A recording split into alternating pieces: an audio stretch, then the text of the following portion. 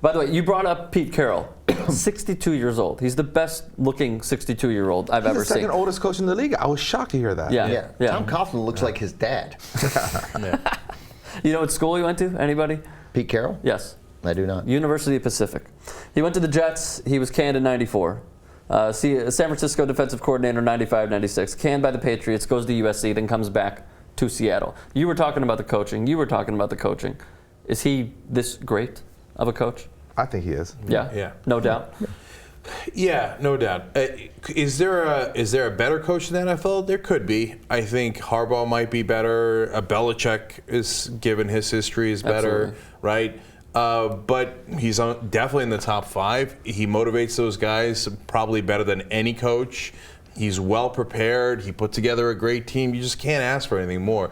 And that goes to sample size. When he was with the Jets, I thought he sucked, right? Why did you think he sucked? Because because he had a bad record and they didn't win games I thought they should have won. Yeah, but it was too small a sample size. He went 500 with everybody. I think he's 32-32 or 31-33, something like that. He was basically 16-16.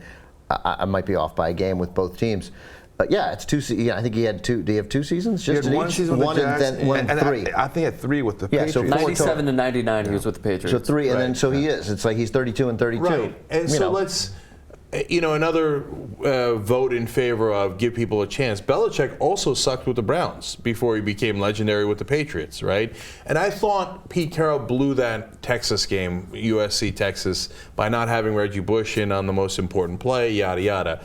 But how many championships has he won with USC? How many? Now he's got a Super Bowl. You can't deny him. He's clearly among the best in a long time. Now look, we only get and you brought this up when the Des Bryant stuff broke. Like the NFL puts out selected clips for us to hear. Thus, Des Bryant, we heard come on, we're the best in the game. We can do this. But what we see with Pete Carroll, post game in the locker room, it seems like they have this amazing respect for him.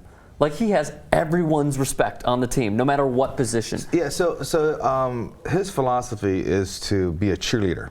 So he doesn't do this whole disciplinary and get in people's face and scream at them. He always He's the anti-Jim Schwartz. Yeah, so he, what's that loser from Tampa Bay? Greg Schiano. He's the opposite of Greg Schiano. So his whole thing is positive reinforcement, paint a picture of what you can do, and help the players get there.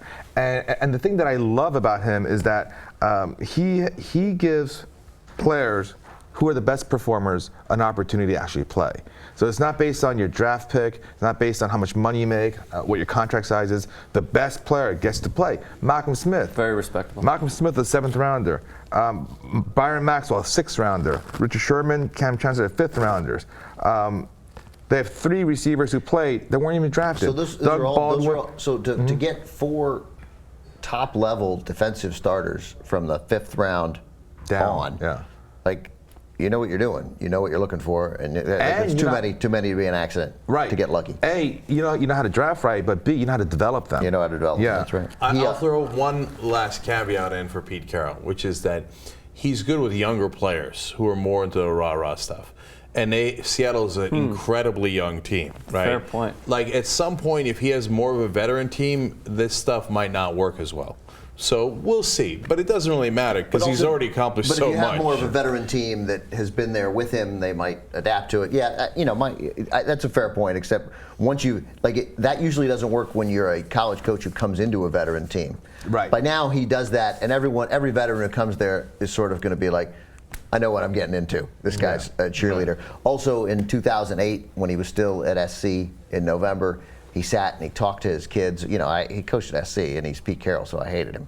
And but he talked to his kids about. He said he didn't tell them who to vote for, but he told them about the importance of the election and what was at stake. We knew what he was saying. He was telling them to go register to vote. He was clearly winking at least to who to vote for. And then it turns out he's a huge Springsteen fan. So so what are you going to do? He told his kids to register and essentially vote for Obama, and this was 2008, and then he's a Springsteen fan. So the case closed. It's over. Yeah. All right, we know who your man crush is.